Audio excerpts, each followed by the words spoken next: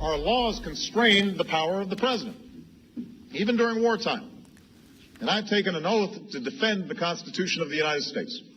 As president and as commander-in-chief, I take full responsibility for all our counterterrorism operations.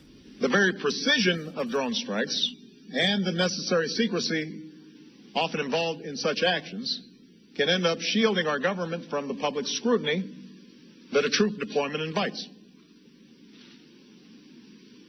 It can also lead a president and his team to view drone strikes as a cure-all for terrorism, including the one that inadvertently took the lives of Warren and Giovanni.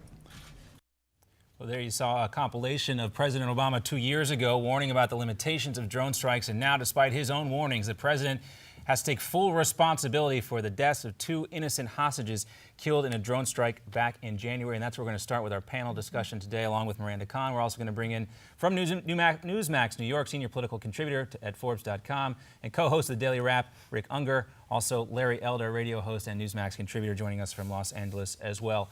Rick, we want to talk to you first and ask you whether or not you thought your president's apology is going to invite more criticism, or will it be enough for folks around the world? Well, I think it has to be enough. Look, I mean, I think he did the best he could do under a very difficult situation. I'm not quite sure what else he could have said. It was a mistake. Sadly, mistakes happen in these kinds of things. And he apologized, took responsibility. What more could we ask? Well, I think he could have also talked about the 2 Americans, Al-Qaeda operatives that were. I was surprised he didn't talk about that. What do you think, Larry?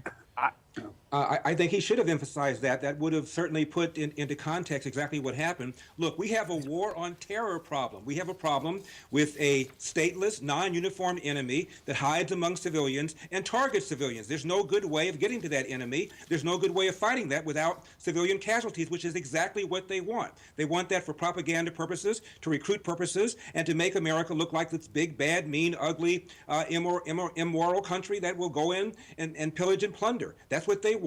I don't know how else you fight this battle. I agree with your other guest. I don't know what else Obama could have said. He said what he should have said. All right, let's move on along now to another story that's been stirring up a lot of controversy here lately. Dr. Oz, you may have saw a clip there when we were showing that montage of President Obama speaking. He is on the defense again. Take a listen, and we'll get your reaction. Doctors who attacked me got what they intended: sensational headlines and sound bites. I've long believed that doctors should never fight their battles or each other in public, but now I believe I must. 10 doctors, all with one agenda. But what you don't know, several of these doctors who signed the letter asking Columbia University to fire Dr. Oz have big ties to big industry. So let's start with you, Rick. What does this mean for Dr. Oz? Do you think he'll still have a show? I have to, it won't hurt his show. His show will go on, but I have to tell you, I have a history with Dr. Oz. A couple of years ago, he wrote a cover story for one of the major magazines, bemoaning and gushing over his weekend of hell as he waited after his colonoscopy to find out the status of his polyps. Well, let me tell you, everybody who's ever had a colonoscopy finds out they have polyps. It's no big deal. All Dr. Oz succeeded in doing with this preposterous article was to scare off God knows how many people who are afraid to get a colonoscopy. He made them more afraid. How a doctor could do this, I don't know. I think he deserves every bit of heat he's getting, and it won't make any difference, though. Ooh, okay. Larry, do you think Dr. Oz is being irresponsible? What I wonder is why haven't members of his own university, faculty members of the medical school, challenged him? It seems to me, not as a matter of ego or reputation, they ought to be worried about legal or civil liability. There are 50 state attorneys general around the country, and if Dr. Oz has, as this letter says, been promoting quackery, he ought to be in trouble civilly and maybe even criminally. I would think that Columbia would be concerned about that, but apparently they're not. So I suspect he's got a battery of lawyers, has gone over the I's and T's, everything that he says to make sure he gets to the line, but doesn't recommend a product that will hurt people, I guess. What makes it tricky for Columbia is Dr. Oz actually has a very good reputation as a heart surgeon. So as a practitioner, he is very well respected. As a TV doctor, not so much. Yeah, he's trying to say his TV show is more about entertainment than medicine, and folks watch it, not necessarily. And making money. Well, but this isn't the first time. But this is under 20. fire. This is 2015, and there's a new landscape to doctors, and they're all trying to find new ways to make money. Quite frankly, let's shift gears a little bit. Selling stupid weight loss solutions would be the right way, but. And that really is the question. Is he promoting products that do what they say they're going to do? Or is he promoting products that hurt people? That's a question that Dr. Oz has not answered, and I think what he did was change the topic by impugning the motives of the people that wrote the letter. Well, we know this will continue. The Senate has also expressed an interest in what Dr. Oz is doing, and we'll continue to follow. But we do also want to talk about this VA scandal. It was in the top of the headlines for a long time. We haven't heard as much about it recently, but a recent New York Times article says, in fact, only 3 people have lost their jobs because of this scandal, which is crazy. 2 top officials at a Phoenix hospital in the scandal, where it was first reported, are still receiving a paycheck. Are both of you infuriated? Start with you, Rick. Yeah, but I'm even more infuriated by the fact that the wait times that were supposed to be addressed are still just about as bad, if not as bad, at almost every VA hospital. It's outrageous. I don't know why they can't get this organized and get it together, but we can't afford to let off on them one bit. This has been pretty embarrassing, Larry, for Bob McDonald. How long do you think he has to get his arms around this before he needs to go?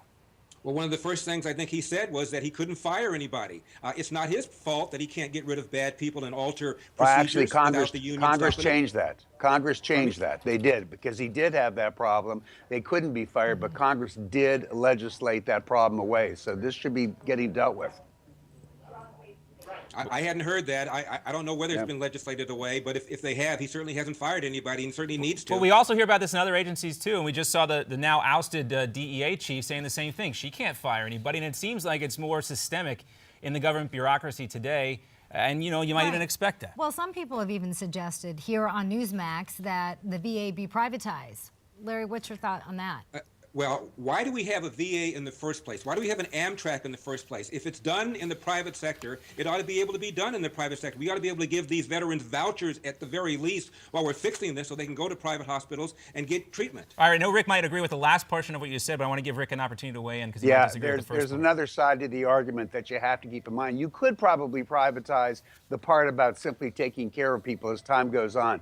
But let me tell you something. If you are a vet who suffered a head injury, thank God for the VA, because they are the ones who brought us so far. If you've lost a limb, it's the VA that's brought us so far. None of that would really be happening if we fully privatized it, I'm afraid. All right, well, that's an excellent point too, Rick, and it's certainly something that they are considering right now as this issue continues, unfortunately. But we did, as we like to do during these segments. It's Friday. And we did last Friday. We wanted to follow up, guys. I think we get a little bit of credit for getting this out there. The Force Awakens, we played the trailer last week. Up over 100 million YouTube views already. This is going to be a cultural phenomenon, guys. Yeah, we did that. It was all us, right? It was all you. All us, yeah. We give all the credit to you guys, Larry. And John, I couldn't hear what your question was. I just wanted to talk, I just wanted to give us a big Star Wars Friday send-off. We're all very excited about this. Yes. We played the clip last week. Now it's already received 100 million. Yeah. We are really driving that, I think. Yeah. Not really. Well, you keep telling yourself that. Well deserved. All right, guys. So thanks so much for checking with us. It's been a great panel. We'll have you again next Friday, and you can always catch up with Rick Unger on Sirius XM on the weekends on channel 124, and you can catch Larry Elder and his contributions on his radio show, as well as here on Newsmax TV now and Newsmax. Off to the Nerd Prom. May the Force be with you. Oh, have fun, Rick, and stay safe at the Nerd Prom. It can be a dangerous event. The Force is strong with you. Radio show, LarryElder.com. Thank you, Larry, for getting that in. Always great to see you. When we come back, we're going to take a look at some financial headlines to tell you the shocking truth about Americans' retirement plans.